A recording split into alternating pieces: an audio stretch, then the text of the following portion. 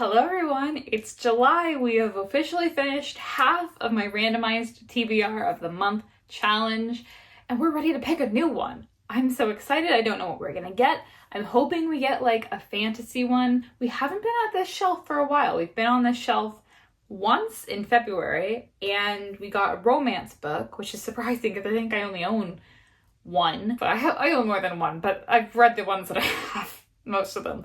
And I really want to get back on this shelf and read something fantasy because I would just love to go with something a little bit lighter. Obviously, last month I read The Tent of Wildfell Hall. If you're interested in watching that video and hearing my review of that book, you can go back and watch that video. All of these videos are in a playlist, so you can check them all out.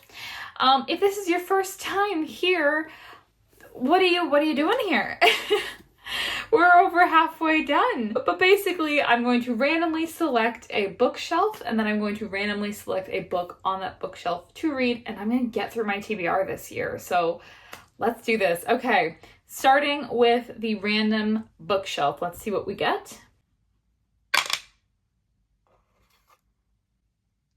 Okay, number 3. So that is the tall bookshelf. Again, that's what we got last month. So let's see what we get this time. Let's roll the dice to pick a book.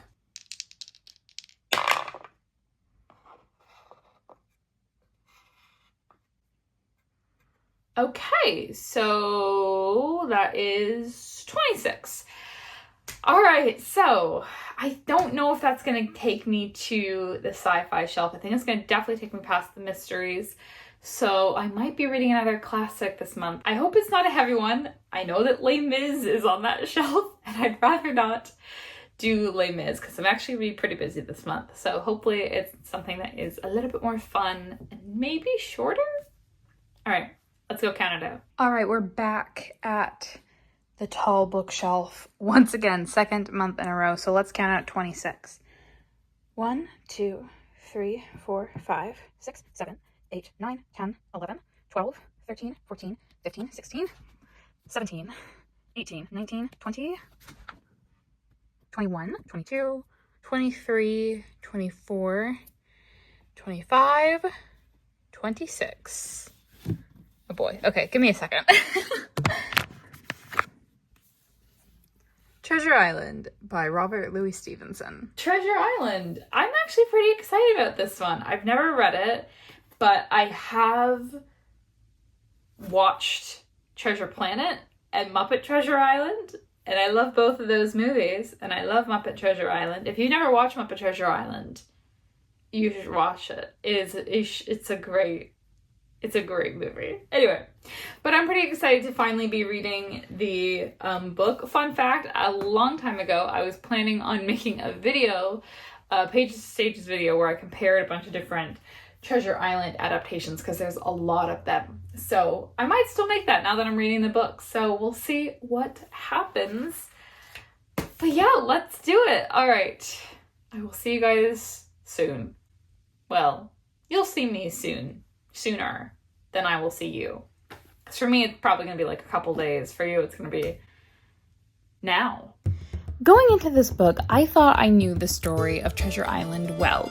Even when adaptations make changes, when several adaptations make the same change, you assume it's an original plot point. The most notable surprise was the ending, but I'll talk about that in the conclusion.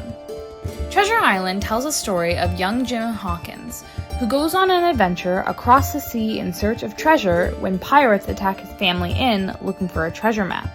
Along the journey, he witnesses pirate battles, mutinies, and marooned sailors under the watchful eye and eventual betrayal of the one-legged pirate Long John Silver. One of the biggest differences was the relationship between Jim Hawkins and Long John Silver. The films I've watched have portrayed this relationship as a father figure situation. And since, in the book, Jim's father dies only a few chapters in after being sick in the introduction, it would make sense for Silver to fill that role, but that doesn't happen in the book. That brings me to the second unexpected detail of the book. This novel has such a fast pace at the beginning and such a slower pace once they reach the island. Now, I know it's called Treasure Island and not the Hispaniola, but I was expecting more time on the ship. We barely see Jim's relationship with Silver before he finds out that he plans to mutiny. That's something that I think the films do better, and it seems to be a continuous change that everyone agrees on.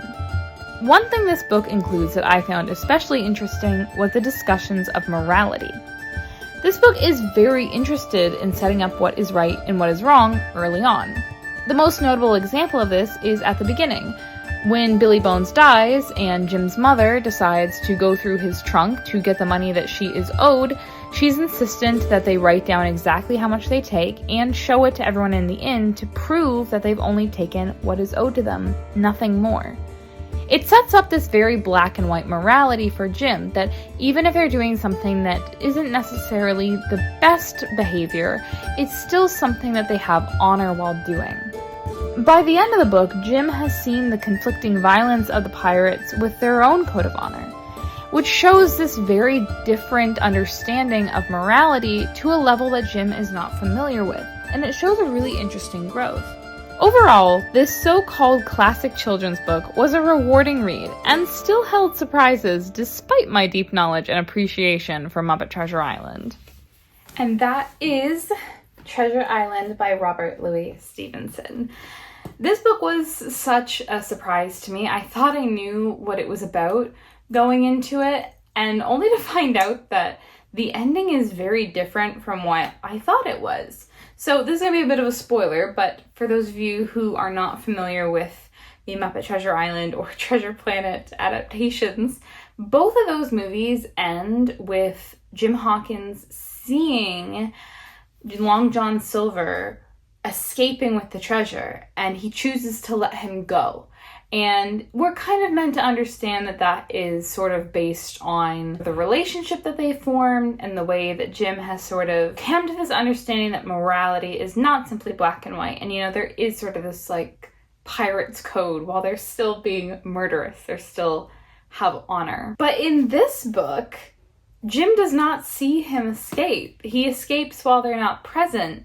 So that kind of completely changes that experience and that arc of their relationship, which I think for this book, that makes sense because they don't really have much of a relationship in this book. But it is odd because since it was in more than one adaptation, I was expecting it to be something that was consistent.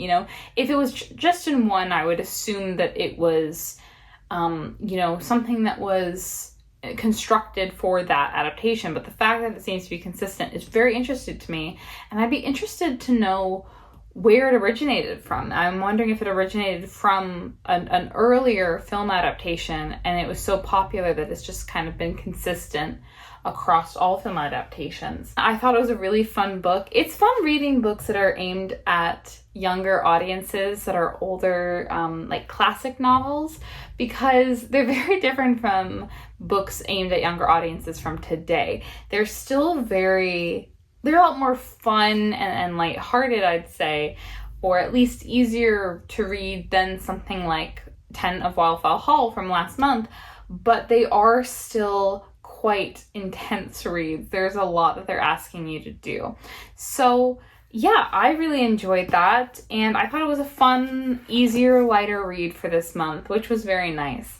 But that is it for me this month. I will see you all next month for another randomized book. If you want to watch my previous video in the series, you can do that in my playlist on my channel of all of my randomized TBR book readings.